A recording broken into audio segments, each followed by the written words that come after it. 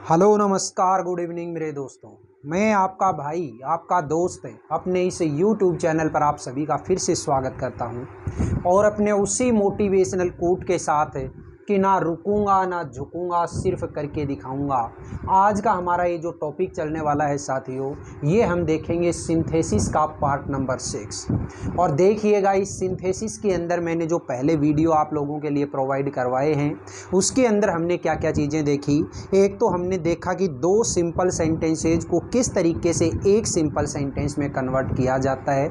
उसके लिए मैंने आपको अलग अलग यूजेज बताए, जैसे कि यूज ऑफ पार्टिसिपल बताया, यूज ऑफ इन्फिनिटिव बताया, यूज ऑफ नॉमिनेटिव एब्सोल्यूट बताया, यूज ऑफ एडजेक्टिव बताया। फिर इसके बाद में हमने शुरू किया कि दो सिंपल सेंटेंसेज को एक कॉम्प्लेक्स सेंटेंस में कैसे बदला जाता है। तो उसके लिए मैंने आप लोगों को बताया कि एक तो नाउन क्लोज को यूज में लेकर के, दूसरा आपको बताया एडजेक्टिव क्लोज को यूज में लेकर के, और तीसरा जो हमारा चल रहा है वो क्या है, एडवर्ब क्लोज को यूज में लेकर के।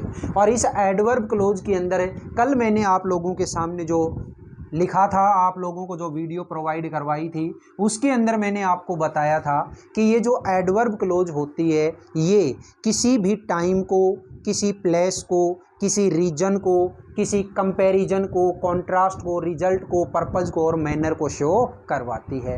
तो देखिए वो तीन चीज़ें जो पहले वाली थी हमारी एडवर्ब क्लोज के अंदर, एक तो प्लेस, एक टाइम और एक रीजन, ये तीन चीज़ें मैं आपको कल बता चुका था। हमें केवल और केवल ये अलग अलग जो मैंने यहाँ पे नाम लिख रखे हैं, जैसे आज हम बात करेंगे कंडीशन को शो करवाने के लिए, कंपैरिजन को शो करवाने के लिए, कॉन्ट्रास्ट को शो करवाने के लिए, इसके लिए हमने केवल और केवल ये जो वर्ड है इन वर्ड्स के अंदर आने वाले जो कंजक्शन है वो कंजक्शन याद होने चाहिए। जैसे कल वाला हमारा शुरुआत का था कि इसको क्या बोलते हैं, टाइम को अगर शो करवाना है तो आपको कौन से कंजक्शन याद रखने हैं। उसके अंदर मैंने आपको बताया व्हेन था, व्हेन एवर था, व्हाइल था, टिल था, अनटिल था, before, after, as soon as long as, since, ये वाली जो चीज़ें थी वो हमारे टाइम को शो कर रही थी। उसके बाद आप लोगों को मैंने प्लेस के अंदर बताया, तो प्लेस के अंदर क्या क्या चीज़ें आपने देखी थी, एक तो वेर और एक वेर एवर। इसके बाद में आप लोगों ने रीजन को देखा, तो रीजन के अंदर आपने क्या क्या चीज़ें देखी थी, एक तो बिकॉज, दूसरा था हमारा सिंस, और तीसरा जो था वो तीसरा जैसे देयरफॉर, ये वाली जो चीज़ें थी ये हमने कल देखी थी। आज देखिएगा इस कंडीशन के अंदर हम देखेंगे तो क्या क्या चीज़ें आनी चाहिए। कंडीशन को शो करवाने के लिए आपको कौन से कंजक्शन याद रखने हैं, एक तो इफ़, एक अनलेस और एक इन केस। ये तीन कंजक्शन आपको याद रखने हैं जब किसी सेंटेंस के अंदर आप कंडीशन को शो करवाओगे। देखिए मैंने दो सेंटेंस यहाँ पे लिखे हैं, एक तो है do not work too hard, मतलब क्या हुआ, इतना ज़्यादा कठोर परिश्रम मत करो। You will loss your health, तुम्हारा स्वास्थ्य खराब हो जाएगा। तो इन दोनों सेंटेंसेज को जब मैं एक सेंटेंस में कनेक्ट करूँगा कोई कंडीशन लगा करके, तो यहाँ पे देखिएगा मैंने क्या लिखा, if you work too hard, मतलब क्या हुआ, अगर तुम इतना ज़्यादा कठोर परिश्रम करोगे, you will loss your health, तो तुम्हारा स्वास्थ्य खराब हो जाएगा। तो यहाँ पे मैंने कौन सा कंजक्शन काम में लिया है दोस्तों, यहाँ पे मैंने इफ़ को काम में लेकर के इन दोनों सेंटेंसेस को कनेक्ट कर दिया। ठीक है, नेक्स्ट देखिएगा हम बात करते हैं, ये तो हमारी बात थी कंडीशन को शो करवाना। अब हम बात करते हैं कंपैरिजन को शो करवाने के लिए। आप जानते हैं कंपैरिजन होता है वो हमेशा दो चीज़ों के बीच में होता है, और दो चीज़ों के लिए जब कंपैरिजन करवाओगे तो उसके लिए आपको कंजक्शन कौन से याद रखने हैं, एक तो याद रखना आपको देन, एक याद रखना है सो, एक याद रखना है एज और एक याद रखना है सो एज। देखिएगा एक बार एग्जाम्पल, मैंने एग्जाम्पल दिया सीता इज ब्यूटीफुल, मतलब सीता सुंदर है। सरला इज इक्वली ब्यूटीफुल, सरला भी उतनी ही सुंदर है। तो क्या मैं इन दोनों सेंटेंस को जब एक सेंटेंस में ऐड करूं तो मैं ये नहीं बोल सकता क्या कि सरला उतनी ही सुंदर है जितनी कि सीता है। ठीक है, तो देखिएगा इस सेंटेंस को कैसे जोड़ा मैंने। Sarla is as beautiful as Sita is. यहां पे आपने कौन से कंजक्शन को काम में लिया है, यहां पे आपने कंजक्शन को काम में लिया है एज एज। ठीक है, Sarla is as beautiful as Sita is. ठीक है, नेक्स्ट देखिएगा कॉन्ट्रास्ट को शो करवाना। और कॉन्ट्रास्ट को शो करवाने का मतलब क्या है कि जब दिए गए दोनों के दोनों सेंटेंस आपस में एक दूसरे के अपोजिट हों, एक दूसरे के अपोजिट सेंटेंस को जोड़ने के लिए हम किसको यूज लेते हैं, एडवर्ब क्लोज के अंदर कॉन्ट्रास्ट को शो करवाते हैं। और इसके लिए कौन से कंजक्शन आपको याद रखने हैं, एक तो कंजक्शन होता है दो, एक होता है ऑल्दो और एक होता है इवन इफ। एग्जाम्पल देखिएगा, ही इज पुअर मतलब क्या हुआ, वह गरीब है। ही इज ऑनेस्ट वह ईमानदार है।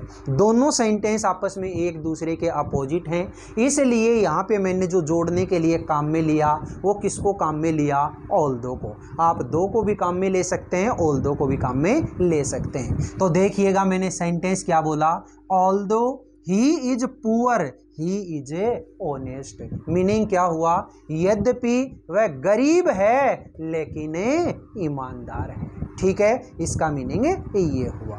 आगे बात करते हैं किसको शो करवाने के लिए, किसी रिजल्ट को शो करवाने के लिए। जब भी रिजल्ट को आप शो करवाओगे तो जो पहला सेंटेंस होगा उस पहले सेंटेंस में आपको क्या मिलेगा, सो, और दूसरा जो सेंटेंस होगा उसमें आपको क्या मिलेगा, दैट। आगे समझ में, एक में तो सो और दूसरे में दैट। तो देखिएगा एग्जाम्पल क्या है, ही वॉज वेरी पुअर मतलब आपको ये लगाना है, पहले जो क्लोज होगा पहला सेंटेंस होगा उसमें सो लगाना है और दूसरे में दैट लगाना है। तो देखिएगा, ही वॉज वेरी पुअर वह बहुत गरीब था।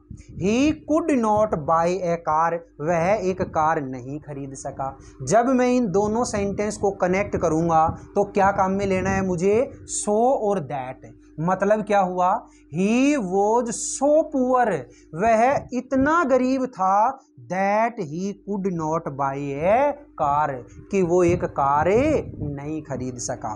यहाँ पे मैंने क्या काम में लिया है, पहला जो मेरा सेंटेंस है उसके अंदर तो सो काम में लिया और दूसरा जो सेंटेंस है यहाँ पे मैंने क्या काम में लिया, दैट काम में लिया। ठीक है, नेक्स्ट देखिएगा, पर्पज को शो करवाना। पर्पज का मतलब क्या होता है, किसी उद्देश्य को शो करवाना। तो देखिएगा इसके लिए आपको कौन से कंजक्शन याद रखने हैं, एक तो सो दैट, दूसरा याद रखना है इन ऑर्डर दैट और तीसरा याद रखना है लेस्ट।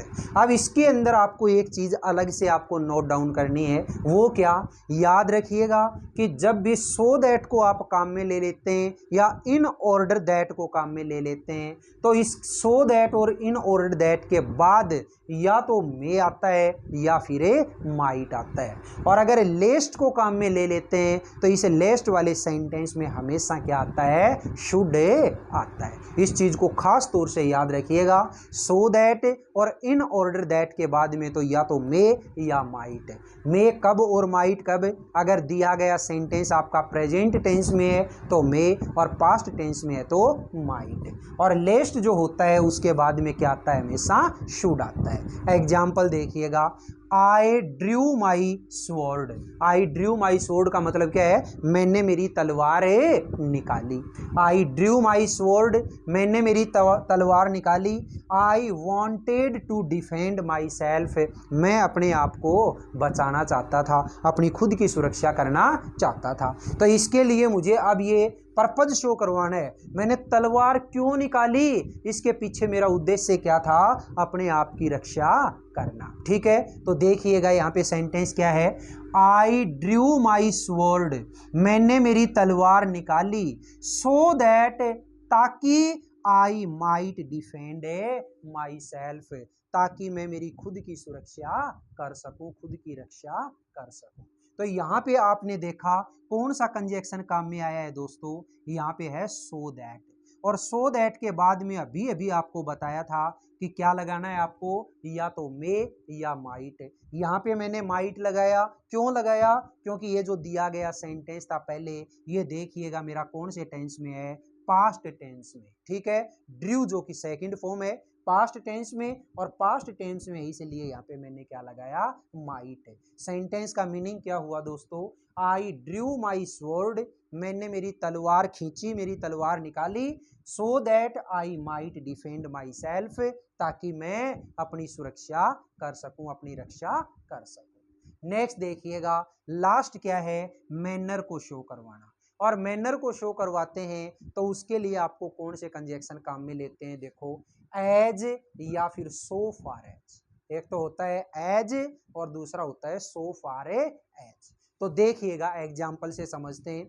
क्या एग्जाम्पल दिया, you have treated me in a certain way, you have a treated me in a certain way, आपने मेरे साथ एक सर्टेन वे से व्यवहार किया है, यानी मेरे साथ एक अलग ही बर्ताव किया है।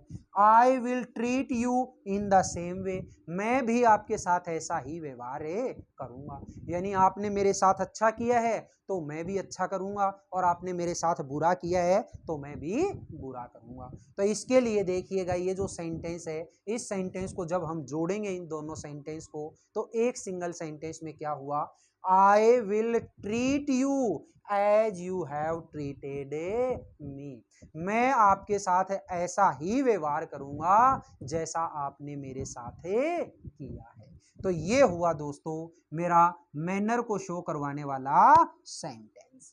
ठीक है, तो बताइएगा इस छोटी सी क्लास के अंदर जब हम एडवर्ब क्लोज कर रहे हैं तो इसके अंदर तीन चीजें मैं आपको कल की क्लास में बता चुका था, एक तो टाइम, एक प्लेस और एक रीजन, और बची हुई जितनी चीजें हैं वो आज की क्लास में हमने निपटाई। एक तो कंडीशन, एक कंपैरिजन, एक कॉन्ट्रास्ट, एक रिजल्ट, एक पर्पज और एक मैनर। ये सारी की सारी चीजें आपको समझ में आई या नहीं आई। इसी के साथ हमारा सिंथेसिस के जो दो पार्ट हैं वो कंप्लीट हो चुके हैं। एक तो कौन सा, जब दो सिंपल सेंटेंस को हमें एक सिंपल सेंटेंस में कन्वर्ट करें, और दूसरा कौन सा, जब दो सिंपल सेंटेंस को हम एक कॉम्प्लेक्स सेंटेंस में चेंज करें। अब लास्ट जो हमारा पॉइंट बचा है कल के लिए वो कौन सा है, जब दो सिंपल सेंटेंस को एक कंपाउंड सेंटेंस में चेंज करें। और उस कंपाउंड सेंटेंस में जब हम चेंज करेंगे तो आप लोगों को जो मैं पहले चैप्टर करवा चुका कंजक्शन, और वो भी कौन से, कोरिलेटिव कंजक्शन जो बोलते हैं हम खास तौर से वो वाले। ठीक है, वो कंजक्शंस काम में लेते हुए हम दो सिंपल सेंटेंस को एक कंपाउंड सेंटेंस में बदलना सीखेंगे। ठीक है दोस्तों, बताइएगा आज की ये जो क्लास थी ये क्लास आपको कैसी लगी। अगर ये क्लास अच्छी लगी है तो इस क्लास को आप ज़्यादा से ज़्यादा लाइक करें, शेयर करें, कमेंट बॉक्स में कमेंट करके ज़रूर बताया करें। और इसी तरीके की और अगली क्लास के अंदर फिर मिलेंगे अपन। नेक्स्ट जो हमारा पॉइंट होगा वो मैंने आपको बता ही दिया कि कौन सा पॉइंट हमारा होने वाला है। ठीक है, तब तक के लिए आप हंसते रहिए, मुस्कुराते रहिए और बहुत शानदार तरीके से अपने इन क्लासेस का आनंद लेते रहिएगा। All the best, see you again next time.